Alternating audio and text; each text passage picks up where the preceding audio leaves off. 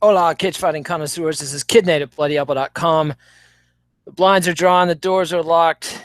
Semi-automatic is close at hand. Remington 870 in the shaking hands of my aging mother, 89 years old, in her wheelchair, backed up to the door with the Remington 870 pump-action shotgun in her hands.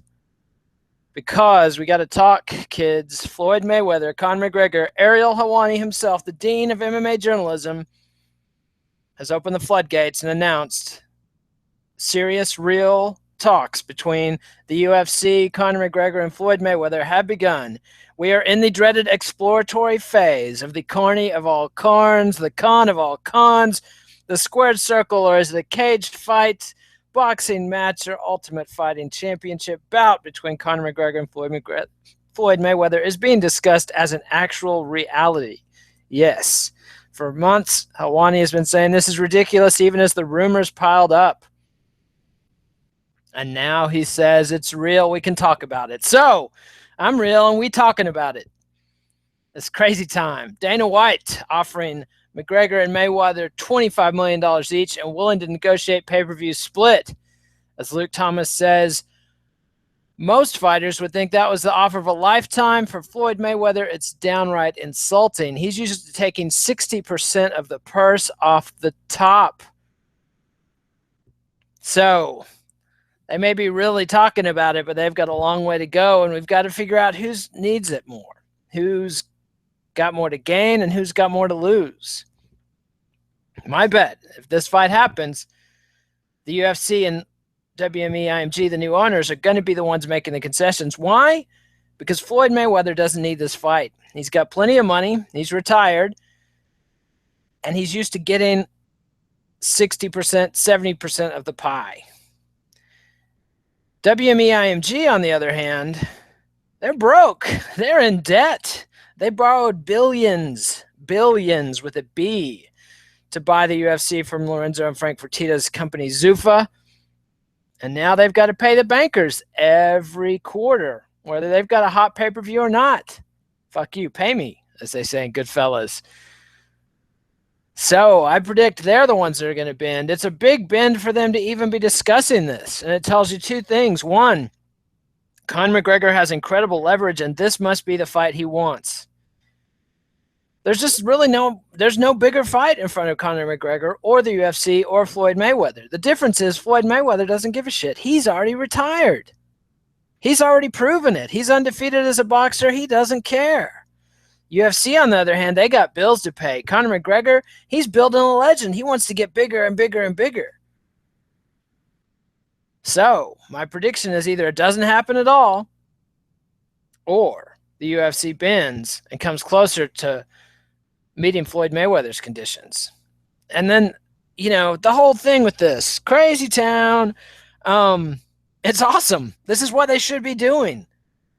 This is play fighting between adults, okay? For those of you who get on your high horse about the great sport of boxing, the sweet science, and, cage fighting, mixed martial arts it's a noble sport and should be run like Olympic amateur wrestling. And no, it shouldn't. It's cage fighting, kids. It's good to run it as a sport up to a point, but the business of combat sports has always been in tension with the sport of combat sports. It killed wrestling many years ago, a century ago or more. Pro wrestling used to be a real sport. It was more legit than boxing in the 19th century. It was a sport of kings. But then they figured out, if we actually wrestle, and sometimes we're going to have really long, boring draws that go on for hours, fans aren't going to like that as much as if we write a script and loosely improvise around that ending we know we have planned out. And so pro wrestling went bunkum ages ago. And MMA is in a way, evolved around attempts to make pro wrestling real again, mainly coming out of Japan, that collided with the Vale Tudo tradition of Brazil in the UFC as we know it in the early 90s. So this has always been a circus, kids. Always been a circus. And so it's not some sacred thing. It's play fighting between adults. So we can bet on it. That's what it is. It's bred in circuses. This is the circuses part to distract us from our troubles. And, we got troubles. So this is better than any possible alternatives because Floyd Mayweather doesn't care. He's exhausted boxing. He didn't, unlike Oscar De La Hoya, the superstar who preceded Mayweather and Pacquiao, Mayweather didn't pass it forward. He never built another fighter on his rep. He always made sure to fight guys late when they were a little old, or fight guys early when they were a little too young. And so nobody got the star rub off Mayweather. And even the Pacquiao fight, when they finally had it in May of 2015, was a huge disappointment, frankly. It did great numbers, great business, but was not great for the sport. It didn't build anything. There's no interest in a rematch. Mayweather doesn't really care because he can just retire. He's in his late 30s and whatever. But Conor McGregor's on the way up, and he's already chewed through the UFC featherweight division, annihilating longtime champ Jose Aldo in 13 seconds to take the title, then moving up and destroying Eddie Alvarez even more dramatically to take the lightweight title. And meanwhile, the two fights people actually cared about the most were his pointless duo with Nate Diaz, which was pointless, but it was great drama and great fighting action. First losing to Nate Diaz and then getting the revenge match. And honestly, the things he's looking at, he could fight Nick Diaz for no title, no sporting relevance. He could jump up to welterweight and fight Tyrone Woodley in a very high-risk fight for him. Or he could stay at lightweight or stay at featherweight, but who cares about that? There's nobody in either of those divisions that's a big enough challenge to be a bigger fight for Conor McGregor than this circus against Floyd Mayweather. I mean, the only thing comparable would be fighting Nick Diaz, and, I guess they're going for the gusto because they got bills to pay. Now, one wrinkle here is McGregor's on paternity leave and doesn't want to fight for 10 months. So we're looking at the fall, presumably, for this to happen. And Mayweather's always liked to fight in the fall. He likes to fight in the spring and fight in the fall. So, that could actually work. It could be quite interesting. We will see.